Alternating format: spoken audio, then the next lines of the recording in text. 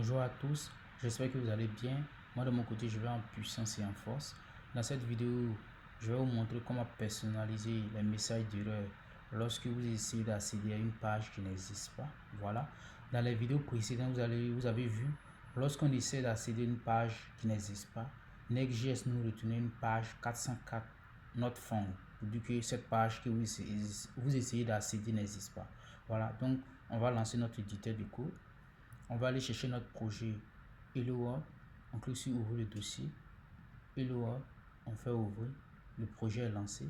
On va lancer npm run pour lancer le serveur de développement. Ok, le projet est en cours de démarrage. Voilà, le projet était lancé sur le port 3000. Voilà, vous pouvez copier le lien qui est là, localhost 2.3000 sur votre navigateur, ou maintenir sur la touche commande et faites clic sur localhost. Voilà, le projet est en train d'être lancé. Ok, vous avez, je vais agrandir un peu ma fenêtre la fenêtre de Visual Studio Code. Ok, vous voyez un peu. Voilà, on voit que à la racine ici nous avons page.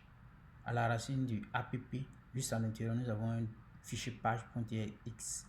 C'est ce fichier là qui affiche la page d'accueil de notre projet ici.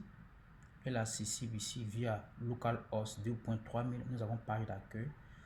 Donc si on essaie d'accéder à localhost 2.3000 /plat, on va voir ici Next.js va nous retenir un message d'erreur.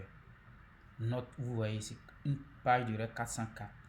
Voilà, ça c'est une fonction native du Next.js pour nous afficher lorsqu'une page n'est pas accessible. Donc ici nous allons essayer de personnaliser cette page là. Voilà ce message d'erreur là. Donc ici à la racine de notre projet ici, dans app, on va créer un fichier qu'on va appeler not found.tsx. Voilà, et à l'intérieur on va exporter une fonction qu'on va appeler not found page introuvable. Ok, on enregistre, on se rend sur notre navigateur, on actualise, on atteint un peu. Ne tenez pas compte de l'erreur qui est là, c'est juste qu'il y a des extensions sur mon navigateur qui fait tout ça. Vous voyez page introuvable.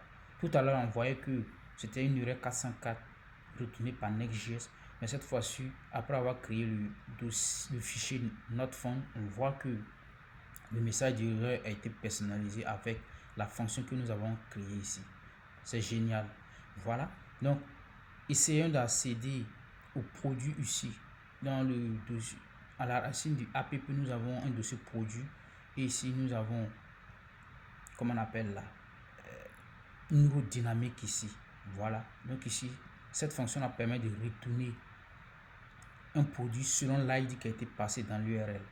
Voilà, donc du coup on va essayer ici produit, on va récupérer le produit numéro 2.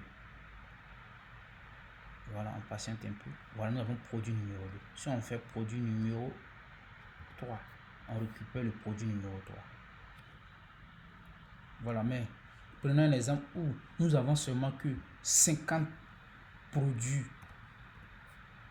dans notre base de données.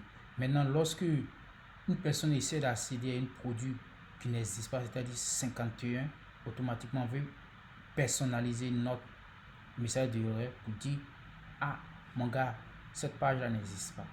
Donc pour ce faire, ici vous voyez notre fond là, c'est une page générale ici qui va gérer les routes. Par défaut, si tu laisses ça, il va être la page d'erreur de tous les dossiers ici. Mais à l'intérieur ici, on peut créer une page aussi personnalisée qui sera dédiée seulement au produit.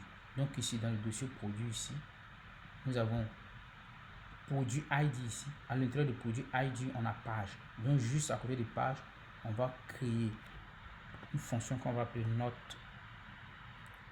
found.tsx. Mais attention, le nom doit être not found, ça doit être respecter cette nomenclature là, not found. Ok, donc on va, ok, attendez, voilà. Donc ici on a créé une fonction qu'on va appeler not found. Ici on va dire que, comment on appelle, produit introuvable. Vous voyez un peu, produit introuvable. Ici, c'était page introuvable, mais ici, on va dire que le produit est introuvable. Ici. Donc ici, on va aller dans page ici.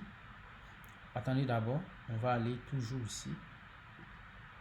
Lorsqu'on essaie d'accéder ici à produit 50, qu'on va appeler commande, vous voyez ici, on va dans produit, on récupère le numéro 50 et puis on va chercher URL, on a ajouté commande dessus.